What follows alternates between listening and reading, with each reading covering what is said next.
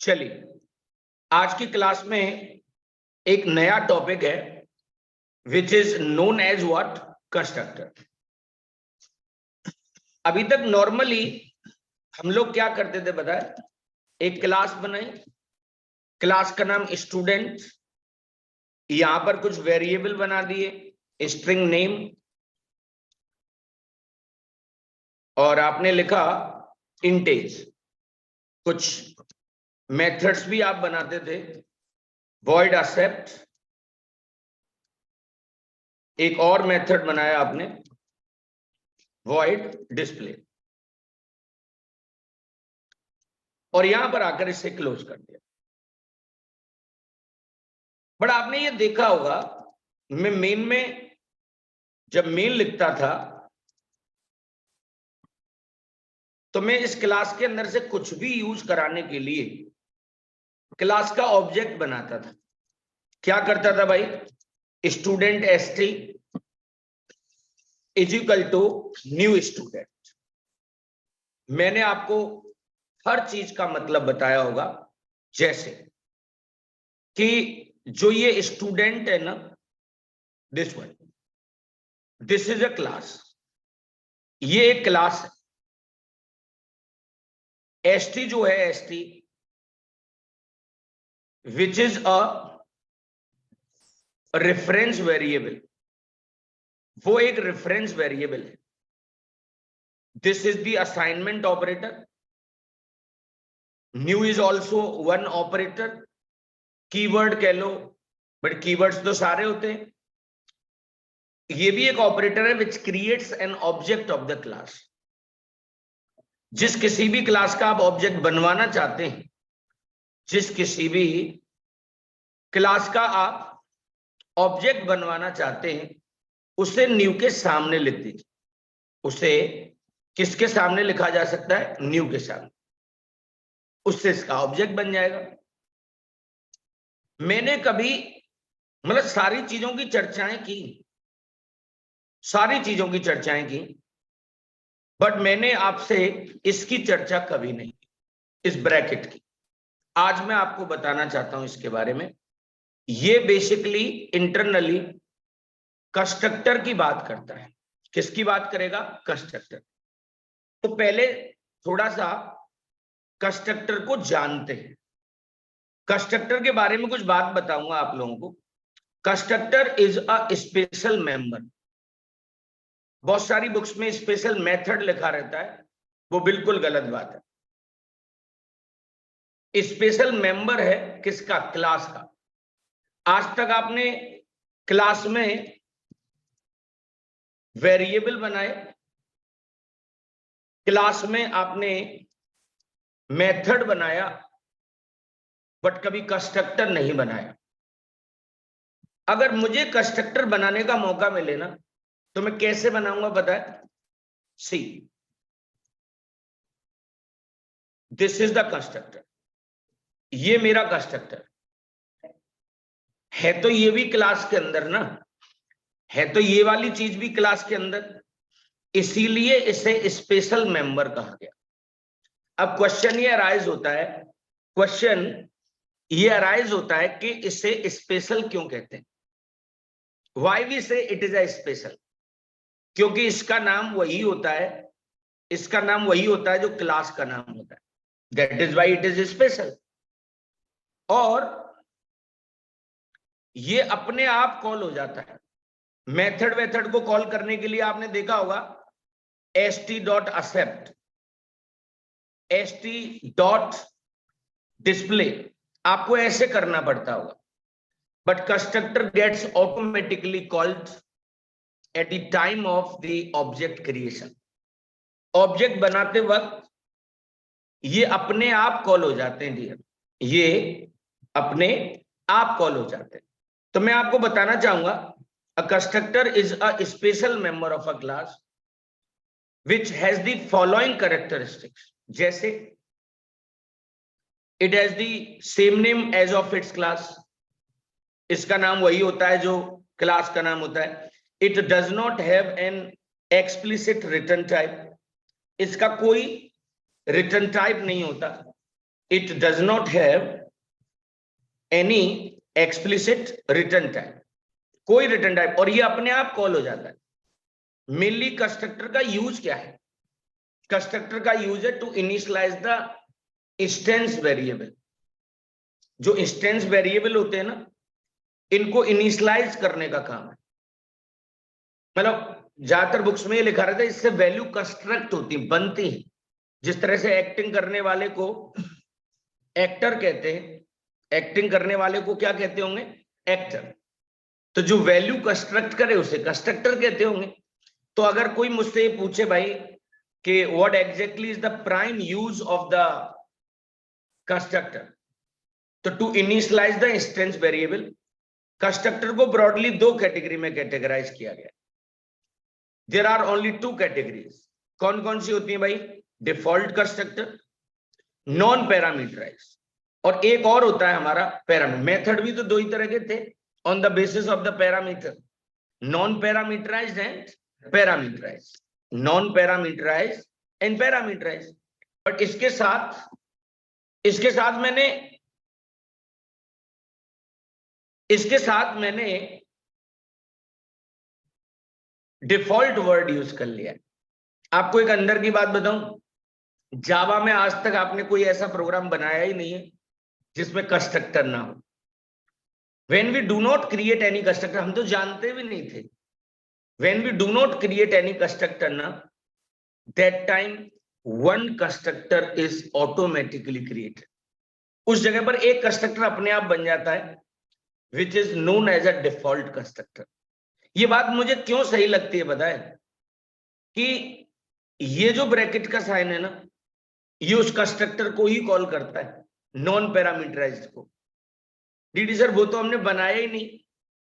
मैंने कहा ना आपसे कि जब हम नहीं बनाते तो कंपाइलर एक बना के रख देता है उसमें। ये मैं प्रूव भी करूंगा आपके सामने, बट फिलहाल थ्योरेटिकली इसे थोड़ा सा पढ़ लेते हैं। सी, डिफॉल्ट को ही नॉन पैरामीटराइज्ड कहते हैं, बट मैं अपने हाथों से भी इसे बना सकता हूं। तो पहले कंस्ट्रक्टर को न पढ़ाकर मैं आपको उसकी नीड पढ़ाना चाहता हूं पहले। तो आपने ये प्रोग्राम पहले बनाया होगा स्टूडेंट 1 के नाम से, बट उस प्रोग्राम को मैं दोबारा से पढ़ाना चाहता हूं तुम्हें। तो मैंने उसका नाम क्या रख लिया बताए? Student 1 student 1। हमारे पास इसके लिए दो वेरिएबल हैं। There are two variable, name and age. There are two variables, right? Name and what? Age. ये वही एक्सेप्ट नाम का मेथड है, नॉन पैरामीटराइज्ड है, ध्यान रखना, क्योंकि कोई पैरामीटर तो दिया नहीं इसमें। यहां पर वैल्यू हार्ड कोड कर दी मैंने, नाम में डीडी लिख दिया है और एज में मैंने क्या कर दिया? 40। समझना, ये डिस्प्ले नाम का मेथड है, नाम की जगह पर नाम और एज की जगह पर एज, और ये क्लास को मैंने यहां पर एंड कर दिया। इसको टेस्ट करना होगा तो हम क्या लिखेंगे बेटा? स्टूडेंट 1 टेस्ट, ये आप जानते हैं। उसके लिए मेन के लिए मैं अलग से प्रोग्राम बनाता हूं। आपको एक बात बताऊं, आप थक गए होंगे पब्लिक स्टैटिक लिखते लिखते, आप उसे फ्लिप भी कर सकते। फ्लिप स्टैटिक पब्लिक भी लिखा जा सकता है, यानी कि एक्सेस स्पेसिफायर और नॉन एक्सेस स्पेसिफायर को आप इंटरचेंज भी कर सकते हैं। और ये आर्गस लिखना कोई रिश्तेदार थोड़ी है हमारा। वेरिएबल का नाम कैन बी एनीथिंग, आप वेरिएबल का नाम भी कुछ भी लिख सकते हैं। ये कोई हार्ड एंड फास्ट थोड़ी कि आर्गस ही लिखेंगे, बुक्स में लिखा रहता है। No, not required. सो हमारे प्रोग्राम का जो एग्जीक्यूशन होता है ना, वो मेन से ही शुरू होता है। मैं इस प्रोग्राम को एक बार आपके सामने फिर से बना के दिखाना चाहता हूं। I want to complete this program in front of you. तो मैंने क्या किया बताए? हम फाइल में गए, स्विच वर्क स्पेस जावा 829, जो पहले से कुछ चीजें होंगी उनका वर्क स्पेस हटा दिया इससे पहले वाले बैच का।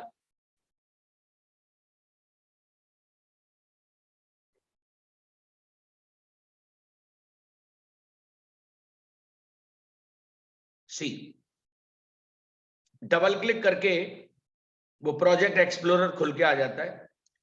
यहां पे राइट क्लिक किया और क्लोज ऑल। चाहूं तो मैं इस ऐप 3 के अंदर ही अपना काम कर सकता हूं, राइट। सी ऑलरेडी यहां पर प्रोग्राम था, प्रोजेक्ट के सिर पर राइट क्लिक किया, न्यू पर गए और क्लास बना दी। यहीं पर क्लास का नाम क्या रखा पता है तुम्हें? Student 11 test. स्टूडेंट का एस देखो मेरा, टेस्ट का टी देखो, और आज मैंने 11 लिखा क्योंकि दोबारा से पढ़ा रहा हूं। इसमें मेन भी बना लिया and click on the finish button, maximize it. शुरू से लिखना पड़ेगा ना आपको। तो क्लास का नाम क्या लिखा? स्टूडेंट 11। अब चीजें आपको थोड़ा आने लगी होंगी। 2 वेरिएबल ले लिए, नेम और एक एज के लिए था। वॉइड एक्सेप्ट, हम यहां आए, नाम में मैंने क्या लिया? डीडी सिंह, और एज में क्या ले लिया हमने? 40। कोई दर्द तो नहीं है? ऐसे डिस्प्ले कराना हो, void display,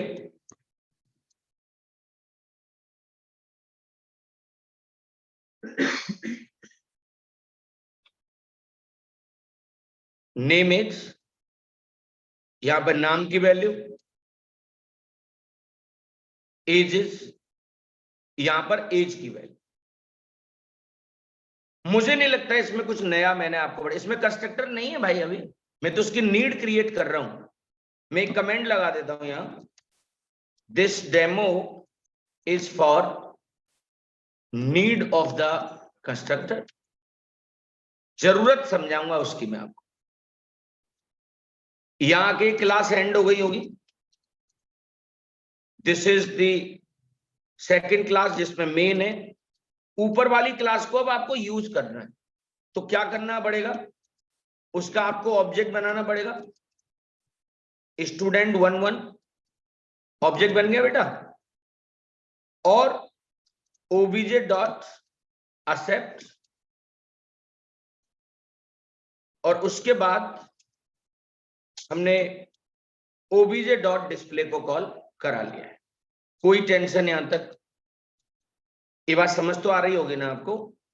obj dot display, मैं obj की जगह st वर्ड यूज कर लेता हूं, या फिर ऐसा करो, यहां obj कर दो,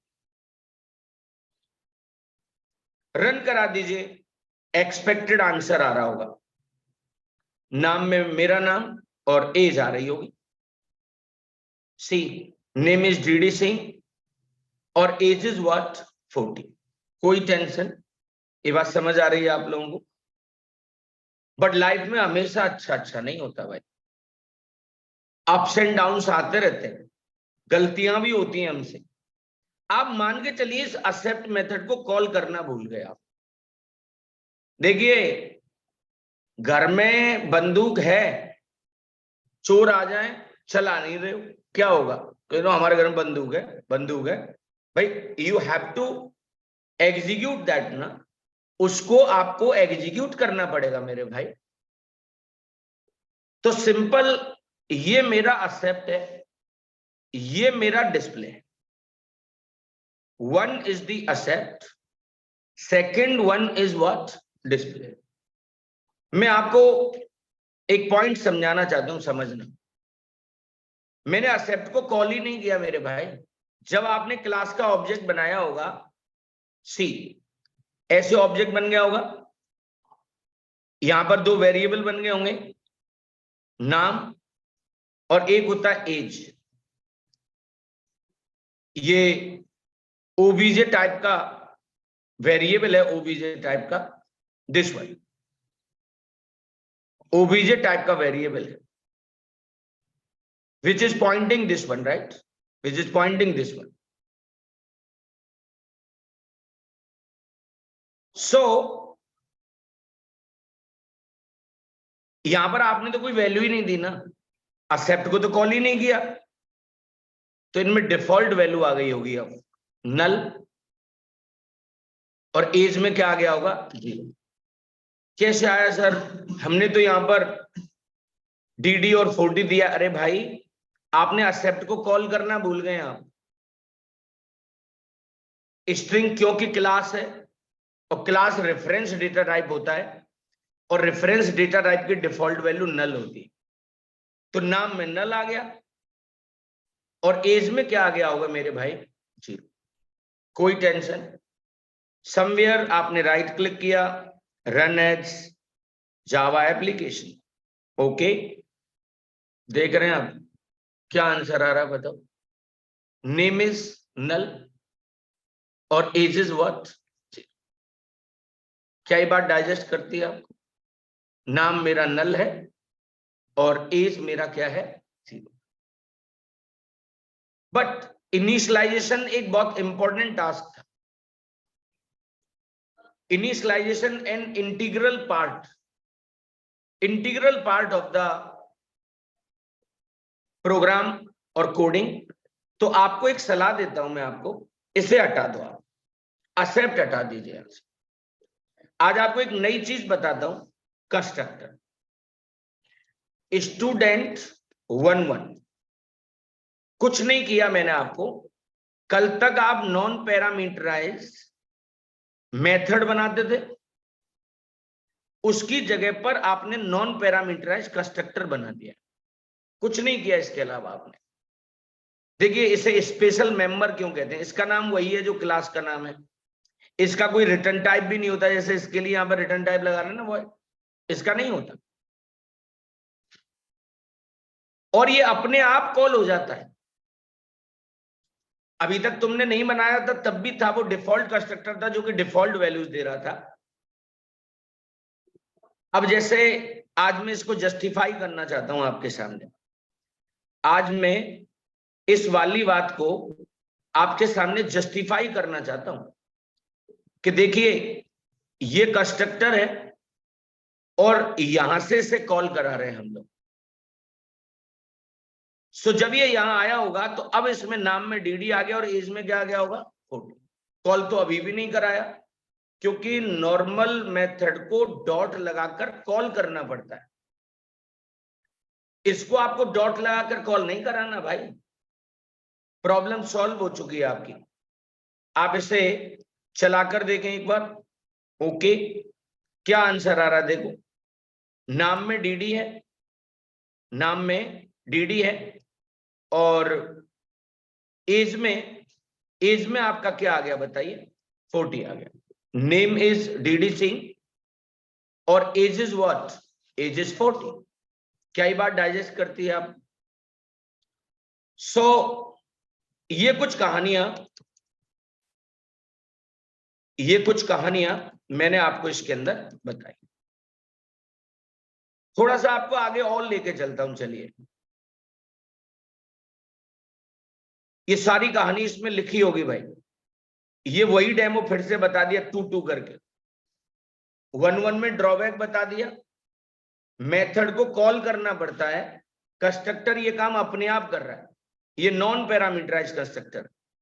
अब नॉन पैरामीटराइज कंस्ट्रक्टर में एक टेंशन होती है, वो आपको मैं बताऊंगा, बट फिलहाल मैं आपको एक बात बता दूं, if there is no constructor in a class ना, compiler automatically create a default constructor. आपने लेटेस्ट अज्यूम, मतलब आप अपने आप को ऐसे महसूस किया करेंगे, एक क्लास है जिसका नाम बाइक है, आपने इसे कंपाइल कराया, तो अपने आप इसके अंडर में, अपने आप इसके अंडर में एक कंस्ट्रक्टर बन जाएगा। तो कई बार स्टूडेंट के दिमाग में आता है सर चलो ये बात हम समझ भी लेते हैं कि जावा के हर प्रोग्राम में कंस्ट्रक्टर होता है, या तो हम बनाएंगे, और हम नहीं बनाएंगे तो एक बन जाएगा, एक बन भी जाएगा, which is known as the default constructor। आखिर में इस डिफॉल्ट कंस्ट्रक्टर का यूज क्या है, अंदर की बात बताओ। जो डिफॉल्ट वैल्यूज मिल रही थी ना आपको, नल और जीरो, फ्लोट होता तो 0.0 मिल जाती, वो डिफॉल्ट वैल्यूज डिफॉल्ट कंस्ट्रक्टर से ही मिलती हैं। वो डिफॉल्ट वैल्यूज जो है वो किससे मिलती हैं? डिफॉल्ट कंस्ट्रक्टर से ही मिलती हैं। तो मैं बताना चाहूंगा आपको, default constructor provides the default values to the instance variable like 0, null, depending on what? Depending on the type. Depending on what? Depending on the type. So depending on the type means string, क्योंकि class है, class is an example of the reference data type, उसकी default value नल होती है, उसकी default value क्या होती है? नल होती है। मैं ये बताना चाहूंगा, initialization is an integral part, एक अभिन्न हिस्सा है। इनिशियलाइजेशन जरूर होगा, आप कभी जावा में कोई अनइनिशियलाइज्ड ऑब्जेक्ट बना ही नहीं सकते। इसी जगह पर तो फिर वो कंस्ट्रक्टर आया कि अगर क्लास में कोई कंस्ट्रक्टर आपने प्रोवाइड नहीं किया है तो कंपाइलर एक कंस्ट्रक्टर अपने आप डाल देता है। ये प्रूव कैसे हो भाई? मैं प्रूव कर रहा हूं आपके सामने। क्लास का नाम क्या? स्टूडेंट 33। आपने यहां पे दो वेरिएबल बना ली, एज और नाम। यहां पे ना एक्सेप्ट बनाया, ना कोई आपने कंस्ट्रक्टर बनाया। उसके बावजूद भी यहां पर 0 प्रिंट हो जाएगा और इस जगह पर क्या आ जाएगा? नल। तो who is providing this values? In values को कौन देता है? Default constructor. तो आप ये कैसे इंश्योर करेंगे? How would you ensure this कि इसमें डिफॉल्ट कंस्ट्रक्टर है? ये प्रोग्राम मैं आपके सामने बना के दिखाना चाहता हूं फिर से। नोटपैड पर प्रोग्राम बनाना पता है ना तुमको? सब लाइन। मैं इस प्रोग्राम को उठा लेता हूं यहां से, अपनी 2 मिनट बचा रहा हूं। ये प्रोग्राम यहां से ले लिया और यहां ले आया हूं मैं आज नोटपैड, सब लाइन पर ले आया इसको। Save this. हम ये सारे काम F ड्राइव में करते थे। एक फोल्डर आपके लिए बनाया होगा कभी, जावा 829, जावा 829, और यहां पर मैंने एक नाम दे दिया student 33 test dot Java. Just save it. आपने इसे सेव करा दिया। इतना कुछ कराने के बाद हम CMD में आए, F ड्राइव में गए, CD जावा 829। पहले तो मैं आपको बता दूं कि हमारे प्रोग्राम का जो एग्जीक्यूशन है ना, एग्जीक्यूशन वो मेन से शुरू होता है। यहां से हमने क्लास का ऑब्जेक्ट बना दिया। मेरा विश्वास करिए यहां पर इसने इंटरनली डिफॉल्ट कंस्ट्रक्टर को कॉल किया होगा। भरोसा कैसे होगा? डिस्प्ले को कॉल करो, एज में 0 होगा और गारंटी से नाम में नल होगा। देखते हैं एक बार। सी जावा स्टूडेंट 33 टेस्ट डॉट जावा।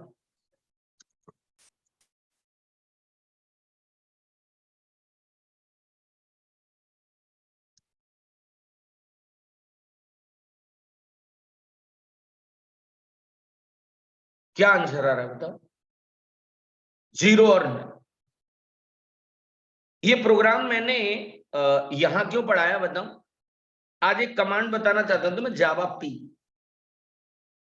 आपने जावा सी सुना होगा, C for compilation, P is for parsing dear. P जो वर्ड है वो किसके लिए यूज होता है पता है? पार्सिंग के लिए। जावा पी स्टूडेंट 33 टेस्ट। सी पार्सिंग, अंदर का कोड दिखा देगा तुम्हें। इसे डी कंपाइलर भी कहते हैं। देखिए अपने आप ये कंस्ट्रक्टर इसमें बन गया। I am just proving it. Sir वो तो स्टूडेंट 3 में भी तो बताओ ना, स्टूडेंट 3 में वो भी कर सकते। आपको आज एक कमांड बता दी ना, सी जावा पी कमांड का यूज कर रहा हूं। देखो ये रहा कंस्ट्रक्टर। यानी कि मैं ये प्रूव करने की कोशिश की कि जब हम कोई कंस्ट्रक्टर नहीं बनाते हैं ना जावा में, तो एक कंस्ट्रक्टर अपने आप बन जाता है। When we do not create any constructor, that time one constructor is automatically created। अपने आप एक कंस्ट्रक्टर बन गया ना, अपने आप। हमारे प्रोग्राम का जो एग्जीक्यूशन है ना, it always start from the main. भाई तुम तो ये समझो अगर नहीं होता तो ये लाइन एरर दे देती ना। ये सारी कहानी मैंने आपके सामने यहां लिखी हुई है। ये जावा पी वगैरह पढ़ लेना तुम। पी का मतलब पार्सर, एक टूल होता है जो किसी भी बाइट कोड को ह्यूमन अंडरस्टैंडेबल फॉर्म में दिखाता है। जावा पी और क्लास का नाम। अभी तक जाने अनजाने में मैं नॉन पैरामीटराइज कंस्ट्रक्टर ही आपको पढ़ाता रहा, बट हमें तो पैरामीटराइज कंस्ट्रक्टर यूज करना है। इसकी क्या जरूरत है पता है? पुराने वाले कोड में ही आप एक ड्रॉबैक आप देख सकते थे। क्या ड्रॉबैक था बता रहा हूं।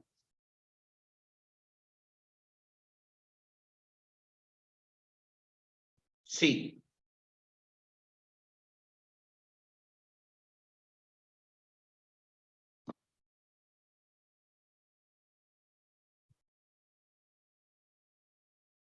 इसको OBJ1 बनाओ। यहां भी OBJ1 और यहां भी OBJ1। अब आप मुझे एक बात का जवाब दीजिए, एक क्लास के कई सारे ऑब्जेक्ट्स बनाए जा सकते हैं। जैसे एक ऑब्जेक्ट तो ये हो गया हमारा, कॉपी किया इसी को और एक ऑब्जेक्ट और बना दिया। बट एक घर में कभी भी 2 बच्चों का नाम सेम नहीं होता। यहां भी वेरिएबल का नाम क्या है? OBJ1। यहां पर भी वेरिएबल का नाम क्या? OBJ1। जैसे OBJ2 कर दो ना, OBJ2, OBJ2 और OBJ2। आपको मेरी एक बात समझनी पड़ेगी, हमेशा न्यू से नया ऑब्जेक्ट बनता है। तो मैं आपको बता दूं, एक ऑब्जेक्ट तो मेरा ये हो गया जो इस न्यू से बना, which is pointed by what? OBJ1। एक ऑब्जेक्ट इस न्यू से बना,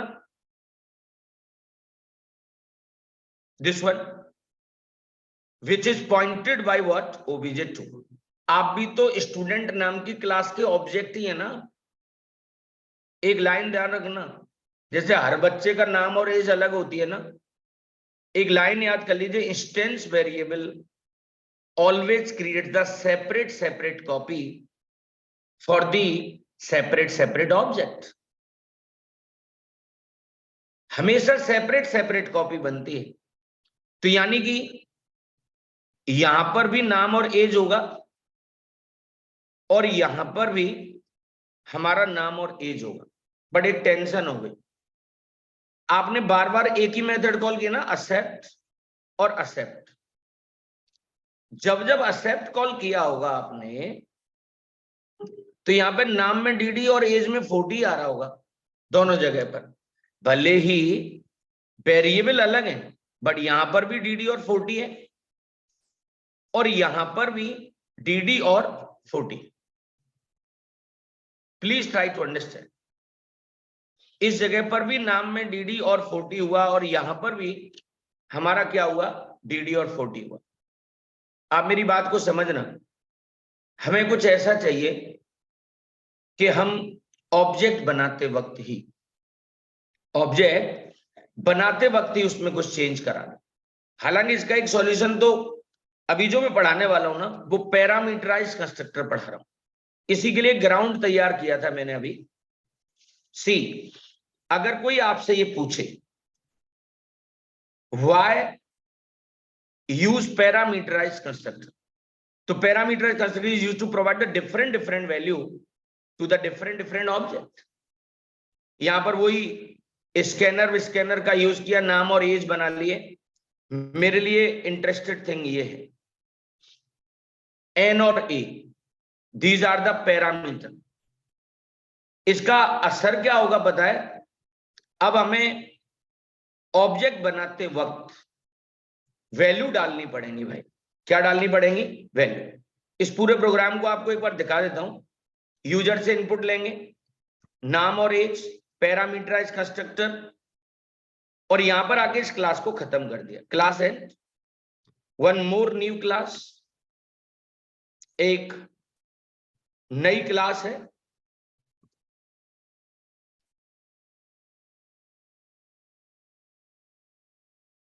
this is the main, this is the main. मैं हर बार कुछ नया बताने की कोशिश करता हूं। इस बार ये 3 डॉट्स लगा दिए। सर आपने तो पहले अभी यहाँ पे पब्लिक स्टैटिक की जगह स्टैटिक पब्लिक कर दिया था। मैं बार बार कुछ वेरिएशंस बता रहा हूं। सर आपने यहाँ पे डीडी कर दिया था। कुछ भी लिख दो भाई, कोई फर्क नहीं पड़ता। और आज मैंने 3 डॉट लगा दी। जहां कहीं भी मेथड में एरे की जरूरत पड़े ना, आप ये 3 डॉट लगा देना। इसको, इसका एक लवली नेम होता है वेरआर्ग्स, वेरिएबल आर्ग्यूमेंट्स। जब आर्गुमेंट वेरिएबल, ध्यान रखना लगाने 3 ही है, 3 डॉट। इसको कभी बताऊंगा, बट बीच बीच में आपकी मदद करता रहूंगा। ऐसे स्कैनर क्लास का ऑब्जेक्ट बना दिया। I have created an object of the scanner class. ये मैंने ऑब्जेक्ट बना लिया। उसके बाद एंटर योर नेम, यहां पे नाम ले लिया। एंटर योर एज, और यहां पर एज ले ली। मैं इसको थोड़ा उल्टा करना चाहता हूं। जब कभी हम इंटीजर के बाद स्ट्रिंग लेते हैं ना, तो कई बार इसमें टेंशन होती है। मैं चाहता हूं वो टेंशन आए। मैंने एज पहले ले लिए। I have taken age first, after that I have taken the name. मैंने यहां पे नाम ले लिया, right? I have taken the name.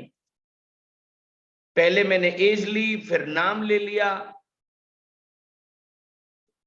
और इनको यहां पे सप्लाई कर दिया, राइट? कोई फर्क नहीं पड़ता, पहले वेर टू में वैल्यू ले ली, कोई टेंशन नहीं है, राइट? वेरिएबल का नाम तो कुछ भी हो सकता है भाई। तो एक बार इसे सेव करें। वैसे जावा में क्लास का नाम और फाइल का नाम अलग अलग हो सकता है। जावा में क्लास का नाम और फाइल का नाम अलग अलग हो सकता है। सी जावा सी स्टूडेंट 3 बट रन कराते वक्त क्या लिखना होगा? स्टूडेंट 4। Enter your as 42। देखो नाम पूछा ही नहीं कम वक्त ने। ऐसा ग्लिच आ सकता है। इससे बचने का एक तरीका तो ये कि स्ट्रिंग पहले ले लो, स्ट्रिंग पहले ले लो, और इंटीजर उसके नीचे ले लो। बट किसी ने जिद लगा दी, तो इसमें आप क्या कर सकते हैं? SC dot next line. अब ऐसे लगा दो बीच में, 2 इनपुट के बीच में बफर मेमोरी में कुछ पड़ा हुआ है ना, टू कंज्यूम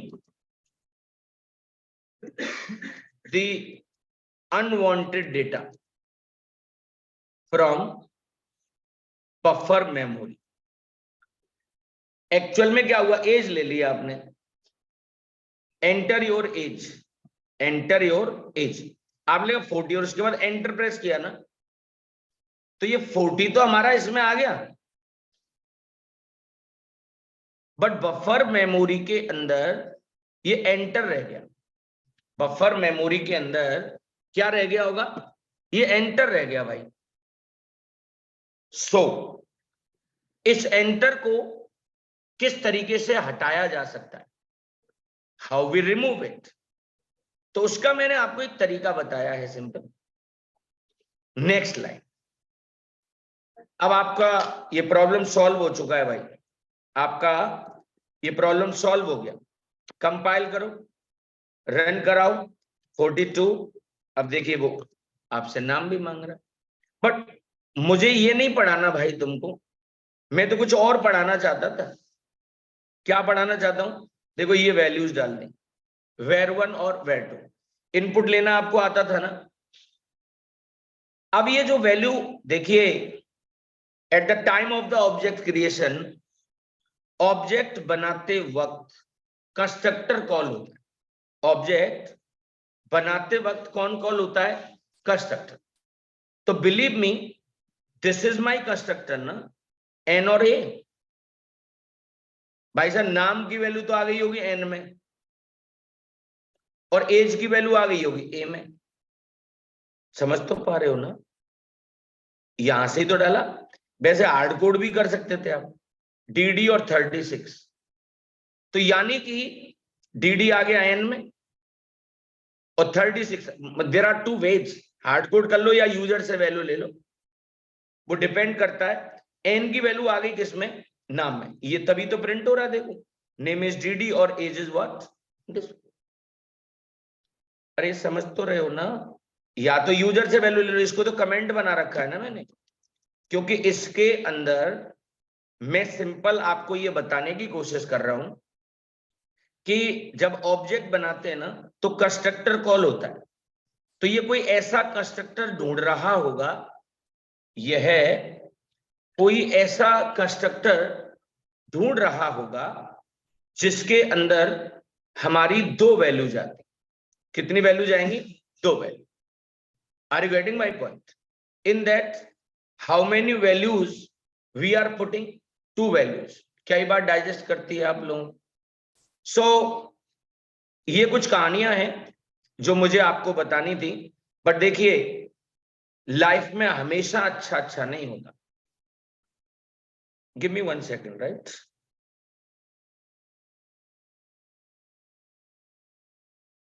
आपने देखा इस प्रोग्राम में हमने एथिक्स के साथ कॉम्प्रोमाइज कर लिया,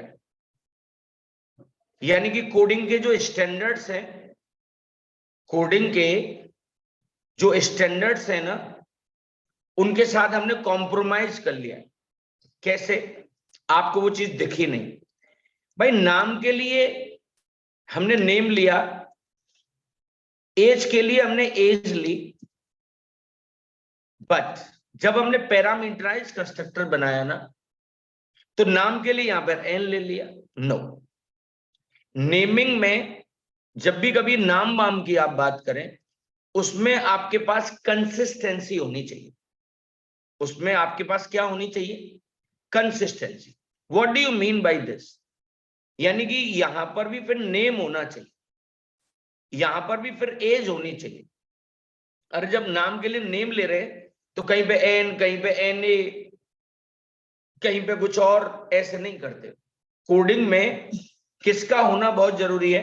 कंसिस्टेंसी का। तो name is equal to name और age is equal to what? Age. क्या ये बात डाइजेस्ट करती है आप? Name is equal to name और age is equal to what? Age. बच्चा कहता है कई बार, स्टूडेंट से मैंने सुना है, सर आप ही तो कहते हो कि एक घर में कभी भी दो बच्चों का नाम सेम नहीं होता है। तो ये घर सेम नहीं है भाई। ये जो इंस्टेंस वेरिएबल हैं, ये हमारे हीप मेमोरी में जाकर बनते हैं। कौन सी मेमोरी में बनते होंगे? Heap memory. आपके ये तो लोकल वेरिएबल है ना, मेथड के अंदर है ना। These all variable inside the method. तो ये कहां पर बने होंगे बताए तुम्हें?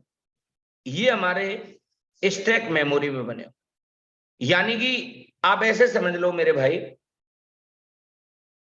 आपके घर में आपके नाम का दूसरा बच्चा नहीं होगा।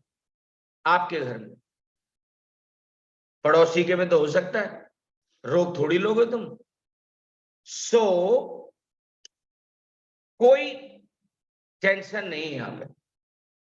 ये प्रोग्राम प्रॉपरली कंपाइल होगा डियर। सी, कंपाइल हो गया, कंपाइल हो गया प्रोग्राम, रन भी होगा ही। एज लिख दी मैंने 42 और नाम लिख दिया राजा। क्या आंसर आएगा बताओ? What would be the answer?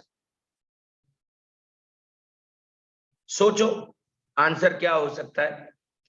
Answer आएगा इस समय नेम इज नल और एज इज 0। पहले तो मुझे अपने आप को प्रूव करना पड़ेगा कैसा क्यों हो गया। एंटर प्रेस किया, what is the answer? Name is null और एज इज व्हाट? 0। कितने लोगों को ये बात समझ में आई कि ऐसा क्यों हुआ होगा? कोई आइडिया? से यस नो।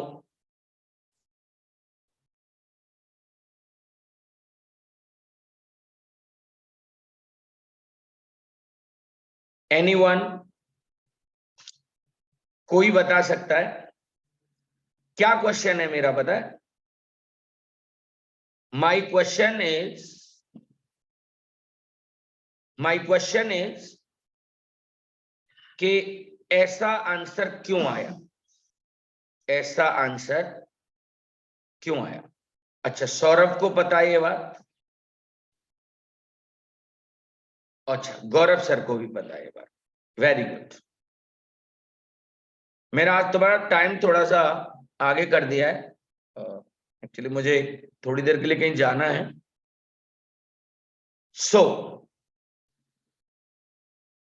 मैं आपको समझाता हूं, चलिए इसे।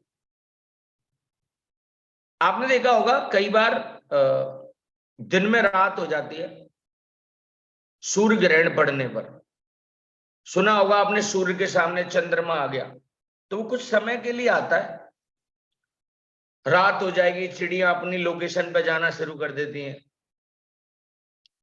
शाम होते वो जाते हैं तो वो कंफ्यूज हो जाती हैं, रात हो गई भाई चलो। सेम कॉन्सेप्ट है। और हमेशा एक बात समझना मेरे भाई, हमेशा अपने नजदीक वाले की सुनी जाती है। आपने नाम में क्या भेजा था, डीडी या राजा, और एज में भी आपने एक वैल्यू भेजी थी 42। ये यहां आ गई थी नाम में और एज में। जब आपने name is equal to name किया ना, क्योंकि इंस्टेंस वेरिएबल का भी नाम वही है और लोकल वेरिएबल का भी नाम वही है, तो इंस्टेंस वेरिएबल में वैल्यू गई नहीं। ये नाम इधर भी लोकल है और इधर भी लोकल है, क्योंकि घर वाले की पहले सुनता है ना आदमी। ये एज है और ये भी एज है, इनमें तो वैल्यू गई नहीं ना।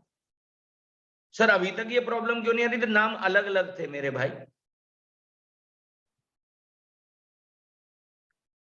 जब इनमें वैल्यू गई नहीं, और ध्यान रखो ये वेरिएबल नाम और एज, जब जैसे हमने लगाया बट नेम और एज, ये यूज नहीं हो सकते। क्यों? क्योंकि ये तो लोकल है।